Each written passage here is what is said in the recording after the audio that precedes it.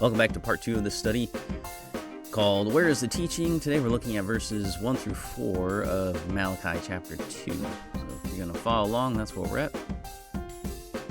And as we were talking about chapter 1, I pointed out that God pointed out to the priests the sins that they were so brazenly committing. They were in direct violation of the laws of God that had been written down by Moses. The priests were well aware of this law because back when Ezra was there, the entire law was read aloud to everyone. People were weeping. They said, oh, we're going to keep this, blah, blah, blah. So they could not plead ignorance, right? And the fact that they were doing the ritualistic part of the law means that they knew what the law was. And so they didn't really have an argument there. And so after showing them their faults, God says, and now, O priests, this command is for you. The command is not that God is telling them something new.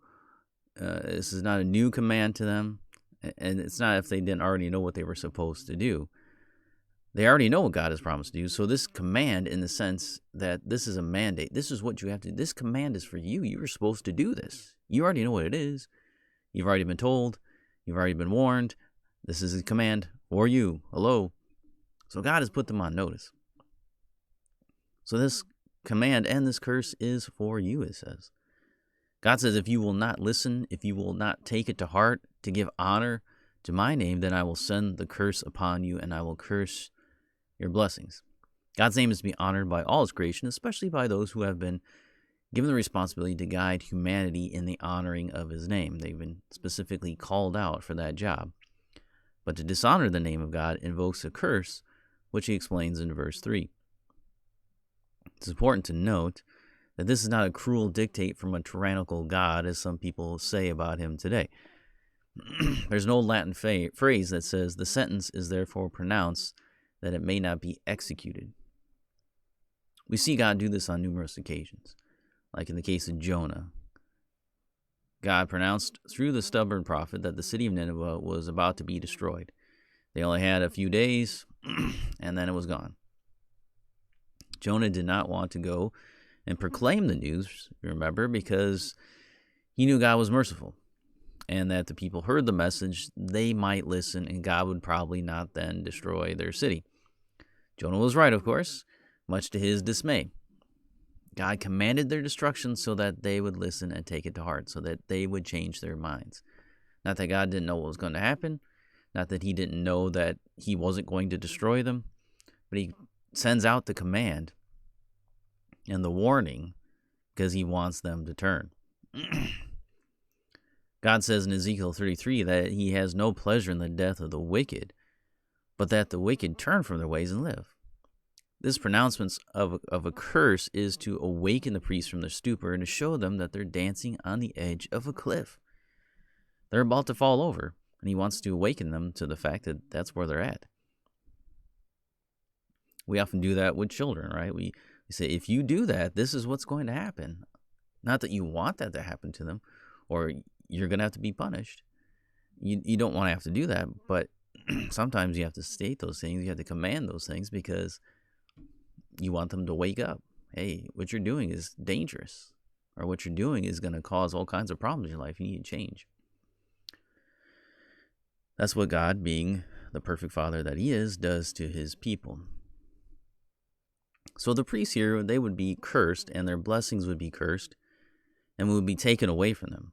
Joshua warned the people of this when they first settled in the Promised Land. He warned them that this was going to happen. When you go into the Promised Land, you people, you priests are going to go crazy, and you're going to forget about God. And he warned them before they even got to the Promised Land. And here we are, all these many years later, and it happens. Many of the prophets before Malachi's time spoke of God removing his blessings from them. If they did not change, if they did not heed the warnings that he was giving to them from Moses on, then they would lose their blessing. They would not be who they were supposed to be. All those blessings would be cursed, and they'd be removed from them. So the priests were giving many blessings beyond even those the other tribes received.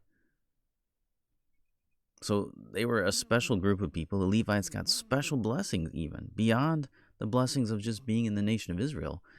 And God says, guess what? All those blessings, I'm going to curse them all, and they won't be any good for you anymore. They'd be all withdrawn.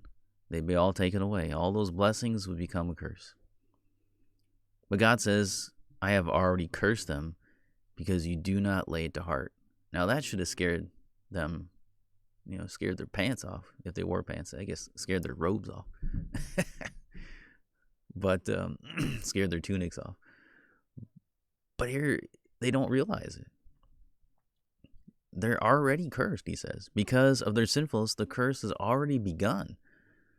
The axe has already cut through the bark, It's just a matter of time before the tree will fall down. Unless they change something. In verse 3, God explains that what this curse will entail. He says he will rebuke their offspring, or seed as it says in Hebrew. Now the word seed in Hebrew can mean a person's descendants, or it can mean your crops. Now the ESV and NIV translators believe it is referring to the children of the priest, that the children will be cut off too. It's possible. But in over a dozen commentaries I looked at for this phrase, all of them thought it referred to crops.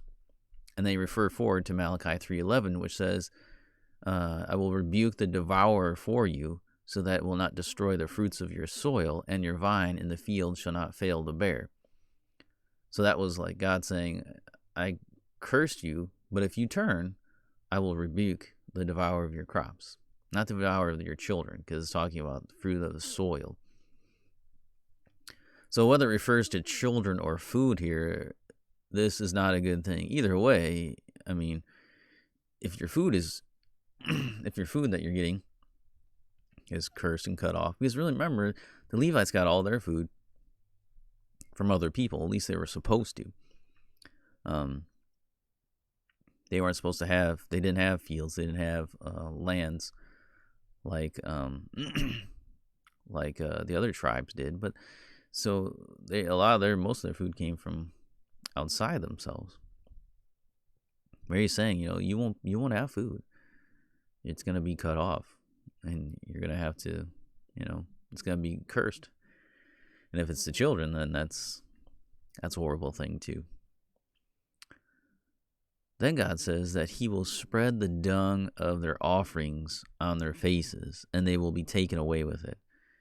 Now, in the sacrificial system, the dung that was in the sacrificial animal was to be collected and carried outside the camp to an unclean place and burned. Those who were to be clean would be spread, he says, would be spread with dung and would be taken out of the city like the dung through the dung gate. So you're going to be taken out, you're going to be dumped outside the city and burned. So this curse would bring them shame and the end of their position at least. At least. This would all happen so that they would know that God had made a covenant with them, the Levites, and that he was still keeping his side of the covenant. His promise to them was still good. But they have profaned the covenant. They had just rejected the covenant. And so God says, well, then you have to be cursed. Because you're not doing what I told you to do. You're not honoring my name by what you're doing. You're doing things that I said to do. You're acting in that, your behavior, outward behavior, is that you're following these ritualistic commands that I gave to you to do, but you're not honoring me with it. You're dishonoring me by the way you're doing it. And so you have to be cursed for this. You will lose what you have. Your blessings that I gave to you will be removed from you. So that's scary. That's a scary thing for the priests. They needed to listen, but then you look at what the priesthood is like. And you have some that did. Some listen, some pay attention, others don't. Some are waiting for the Messiah Jesus to come, others not. Some realize and put their faith in him, others call for his crucifixion. So you see that God always has a remnant. God has some of his priests were there, but the majority of them rejected. And they did not listen for those 400 years. They failed. You have some people like Zechariah, the father of John the Baptist. I'm sure there was other priests that were following God and honoring his name. But then we have the chief priests who were in league and went to the Romans to have Jesus crucified. So, yep, that's where that went. That's history. So we'll end there for today. And next time we'll look at verses 5 through 7. We'll look at the covenant and consecration. God's going to take them back to history and say, hey, this is what you were, and this is what you need to be. This is what you should be right now. So come back next time. We'll take a look at that.